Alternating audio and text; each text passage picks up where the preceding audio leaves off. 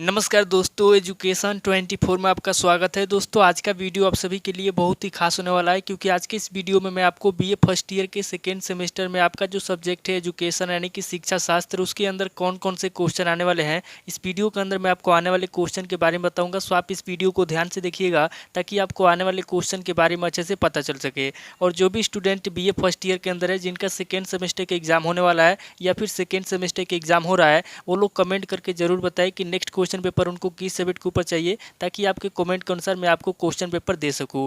तो आइए बिना किसी देरी के हम लोग शुरू करते हैं और सबसे पहले अति लघु उत्तरीय प्रश्नों के बारे में जानते हैं। तो यहाँ पे अति लघु उत्तरीय प्रश्नों में पहले प्रश्न की बात की जाए तो यहाँ पे आपका पहला प्रश्न दिया हुआ है, साइबर सुरक्षा का क्या अर्थ है। पहला प्रश्न कह रहा है जो साइबर सुरक्षा है उसका क्या अर्थ है। यहाँ पे आपको साइबर सुरक्षा का अर्थ बताना है। अब अगली क्वेश्चन की बात की जाए तो यहाँ पे आपका दूसरा क्वेश्चन दिया हुआ है, बौद्धिक विकास में बहुभाषिकता कैसे सहायक है।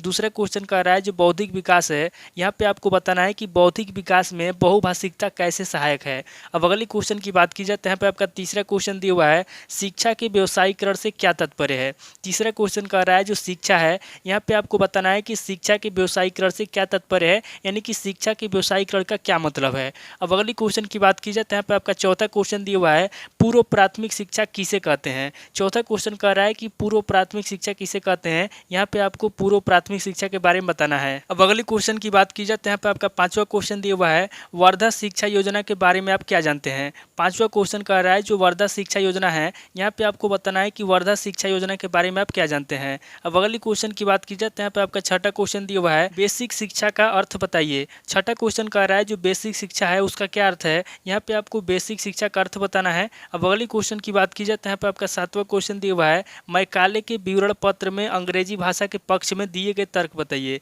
सातवां क्वेश्चन कह रहा है जो मैकाले का विवरण पत्र है, यहाँ पे आपको मैकाले के विवरण पत्र में अंग्रेजी भाषा के पक्ष में जो भी तर्क दिए गए हैं उन तर्कों के बारे में आपको बताना है। अब अगले क्वेश्चन की बात की जाए तो यहाँ पे आपका आठवां क्वेश्चन दिया हुआ है, समावर्तन संस्कार का क्या अभिप्राय है। आठवां क्वेश्चन कह रहा है कि समावर्तन संस्कार का क्या अभिप्राय है। यहाँ पे आपको समावर्तन संस्कार के बारे में बताना है कि समावर्तन संस्कार क्या होता है। अब अगली क्वेश्चन की बात की जाए तो यहाँ पे आपका नवा क्वेश्चन दिया हुआ है, वैदिक युग में गुरु शिष्य संबंध की व्याख्या कीजिए। नवा क्वेश्चन कह रहा है जो वैदिक युग है, यहाँ पे आपको बताना है कि वैदिक युग में गुरु और शिष्य के बीच क्या संबंध था, यानी कि यहाँ पे आपको वैदिक युग में गुरु और शिष्य के संबंध की व्याख्या करना है। अब अगली क्वेश्चन की बात की जाए तो यहाँ पे आपका 10वां क्वेश्चन दिया हुआ है, मध्यकालीन भारत में नारी शिक्षा का उल्लेख कीजिए। 10वां क्वेश्चन कह रहा है जो मध्यकालीन भारत है उस समय मध्यकालीन भारत में नारी शिक्षा का क्या है। यहाँ पे आपको मध्यकालीन भारत में नारी शिक्षा मध्यकालीन भारत में नारी शिक्षा का उल्लेख कीजिए। 10वां क्वेश्चन कह रहा है कि मध्यकालीन भारत में नारी शिक्षा का उल्लेख कीजिए। यहाँ पे आपको मध्यकालीन भारत में नारी शिक्षा के बारे में बताना है। अब अगली क्वेश्चन की बात की जाए तो यहाँ पे आपका 11वां क्वेश्चन दिया हुआ है, वुड का घोषणा पत्र क्या है। 11वां क्वेश्चन कह रहा है जो वुड का घोषणा पत्र है, यहाँ पे आपको वुड के घोषणा पत्र के बारे में बताना है। अब अगली क्वेश्चन की बात की जाए तो यहाँ पे आपका 12वां क्वेश्चन दिया हुआ है, शिक्षा में छनाई का सिद्धांत क्या है। 12वां क्वेश्चन कह रहा है कि शिक्षा में छनाई का सिद्धांत क्या है। यहाँ पे आपको शिक्षा में छनाई का सिद्धांत बताना है। तो टोटल आपके 12 क्वेश्चन हो गए जो आपसे अति लघु उत्तरीय प्रश्न में पूछे जाएंगे। अब बाकी हम लोग लघु उत्तरीय प्रश्नों के बारे में जानेंगे। तो यहाँ पे लघु उत्तरीय प्रश्नों में पहले प्रश्न की बात की जाए तो यहाँ पे आपका पहला प्रश्न दिया हुआ है, वैदिक काल में गुरु और शिष्य के संबंध का वर्णन कीजिए। पहला प्रश्न कह रहा है कि वैदिक काल में गुरु और शिष्य के संबंध का वर्णन कीजिए। यहाँ पे आपको वैदिक काल में गुरु और शिष्य के संबंध का वर्णन करना है। अब अगले क्वेश्चन की बात की जाए तो यहाँ पे आपका दूसरा क्वेश्चन दिया हुआ है, वैदिक कालीन स्त्री शिक्षा पर प्रकाश डालिए। दूसरा क्वेश्चन कह रहा है कि वैदिक कालीन जो स्त्री शिक्षा है, यहाँ पे आपको वैदिक काल के स्त्री शिक्षा पे प्रकाश डालना है। अब अगली क्वेश्चन की बात की जाए तो यहाँ पे आपका तीसरा क्वेश्चन दिया हुआ है, बौद्धकालीन प्रमुख शिक्षा केंद्रों का वर्णन कीजिए। तीसरा क्वेश्चन कह रहा है कि बौद्धकालीन प्रमुख शिक्षा केंद्रों का वर्णन कीजिए। यहाँ पे आपको बौद्ध काल के प्रमुख शिक्षा केंद्रों के बारे में बताना है। अब अगले क्वेश्चन की बात की जाए तो यहाँ पे आपका चौथा क्वेश्चन दिया हुआ है, बौद्ध काल में स्त्री शिक्षा का उल्लेख कीजिए। चौथा क्वेश्चन कह रहा है कि बौद्ध काल में स्त्री शिक्षा का उल्लेख कीजिए। यहाँ पे आपको बौद्ध काल में स्त्री शिक्षा का उल्लेख करना है। अब अगले क्वेश्चन की बात की जाए तो यहाँ पे आपका पांचवा क्वेश्चन दिया हुआ है, मुस्लिम काल की शिक्षा का आधुनिक भारत में क्या योगदान है। पांचवा क्वेश्चन कह रहा है जो मुस्लिम काल की शिक्षा है, यहाँ पे आपको बताना है कि मुस्लिम काल की शिक्षा का आधुनिक भारत में क्या योगदान है। अब अगली क्वेश्चन की बात की जाए तो यहाँ पे आपका छठा क्वेश्चन दिया हुआ है, सन 1833 ईस्वी का आज्ञा पत्र की क्या विशेषता थी। छठा क्वेश्चन कह रहा है कि सन 1833 ईस्वी की आज्ञा पत्र की क्या विशेषता थी। यहाँ पे आपको 1833 ईस्वी की आज्ञा पत्र की विशेषता बताना है। अब अगली क्वेश्चन की बात की जाए तो यहाँ पे आपका सातवां क्वेश्चन दिया हुआ है, माध्यमिक शिक्षा पर हंटर आयोग के सुझाव सुझाव बताइए। सातवां क्वेश्चन कर रहा है जो माध्यमिक शिक्षा है, यहाँ पे आपको माध्यमिक शिक्षा पर हंटर आयोग के सुझाव बताना है।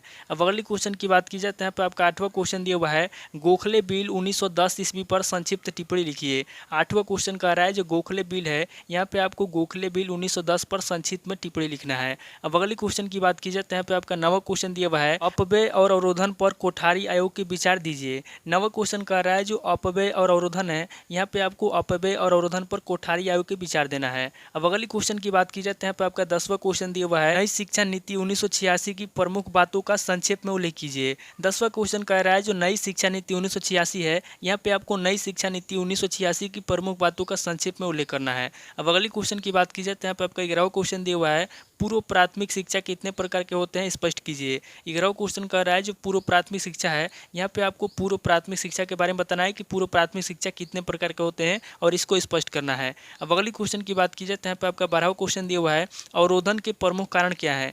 12वां क्वेश्चन कह रहा है कि अवरोधन के प्रमुख कारण क्या है, यहाँ पे आपको अवरोधन के प्रमुख कारण बताना है। अब अगली क्वेश्चन की बात की जाए तो यहाँ पे आपका 13वां क्वेश्चन दिया हुआ है, बहुभाषी कक्षा कक्ष की आधारभूत समस्याएं क्या है, इसके समाधान में शिक्षक की क्या भूमिका है। 13वां क्वेश्चन कह रहा है जो बहुभाषी कक्षा कक्ष है, यहाँ पे आपको बहुभाषी कक्षा कक्ष की आधारभूत समस्याएं बताना है और इसके समाधान में शिक्षक की क्या भूमिका है, यहाँ पे आपको इसके समाधान में शिक्षक की भूमिका भी बताना है।